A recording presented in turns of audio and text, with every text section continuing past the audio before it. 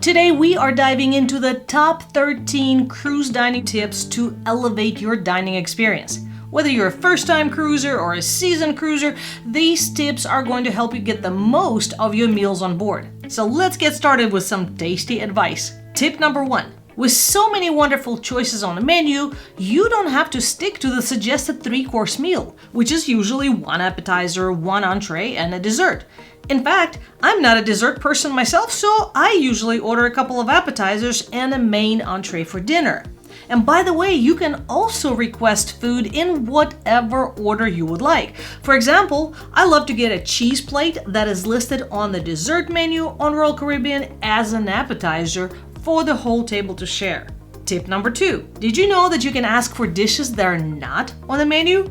For example, if you see a chocolate cake listed on the menu, you can often request it a la mode if you love that cold ice cream on your cake. Oftentimes, if you see shrimp cocktail on the menu every night, but the time you finally decide to order it is not there, they can often make it happen, so don't be shy about asking for something special.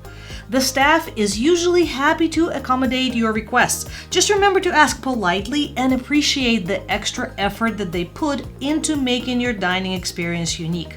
Tip number 3. Since we mentioned appetizers, I find that they're often some of the best tasting items on the menu. We usually end up ordering a couple of appetizers each, and it's a great way to sample a variety of dishes without overcommitting to just one. But what makes it even better is that if you have a group of people, you can order as many appetizers as you want for the table to share. So don't be shy, the wait staff is used to it and they're happy to accommodate your adventurous palate. Tip number 4.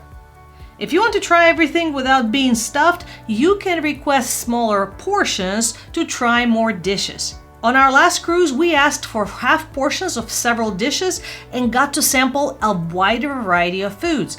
This is a great way to explore the menu and possibly find new favorites. Plus, it helps prevent food waste just in case you didn't like something new you tried and lets you have some more room left for dessert. Tip number 5 is you can create meal variations. Just because the menu lists steak and shrimp as 2 separate dishes, you don't have to choose one or the other. You can easily create your own surf and turf combination. You can decide which sides appeal to you more and order that dish as your main entree, and then ask for the additional item to be added to the side. Sometimes the staff will tell you that they can only bring 1 main entree at a time, so you do need to respect their rules, but other times they will bring it out together so you can have it all at the same time.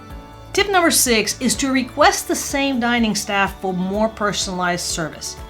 If we have a good service on day 1, we will stop by the host desk on the way out and request the same table with the same staff. We always love to engage with the dining staff for more personalized experience. Chatting with waiters makes a huge difference. They get to know your preferences and can offer great recommendations. Building a rapport really leads to better service and more enjoyable dining experience. Plus, it's nice to connect with people making your meals more special. Tip number 7 is to request expedited dining on show nights. If you have show reservations, do let the dining staff know that you're on a schedule.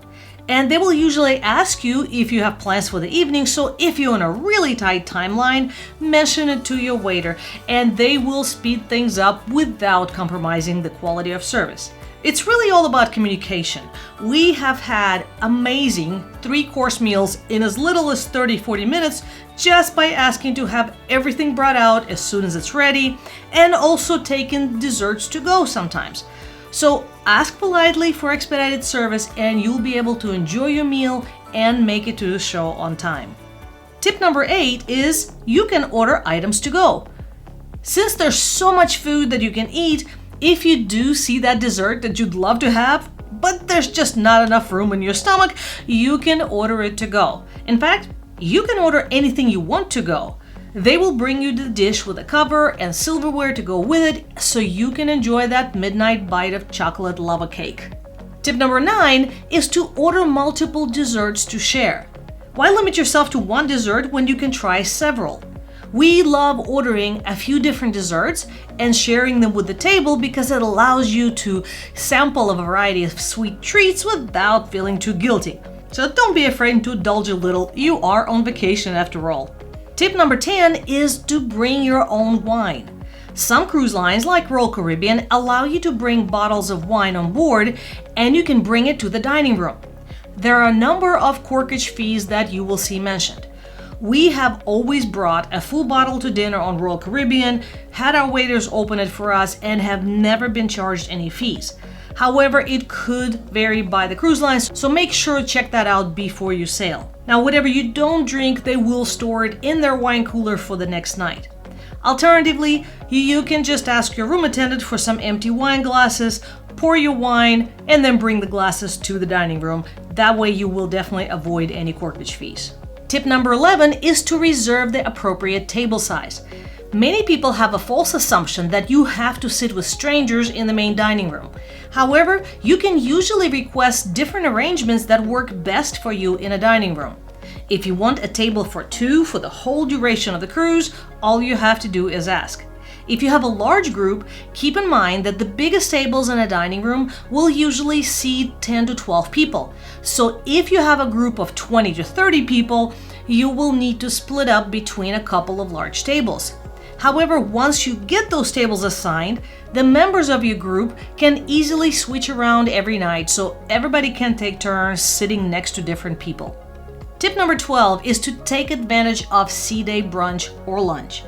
Those brunches are a treat you don't want to miss. We stumbled upon them, and then it became one of our favorite meals. The relaxed atmosphere, endless mimosas, and delicious variety make it a perfect mid-cruise indulgence.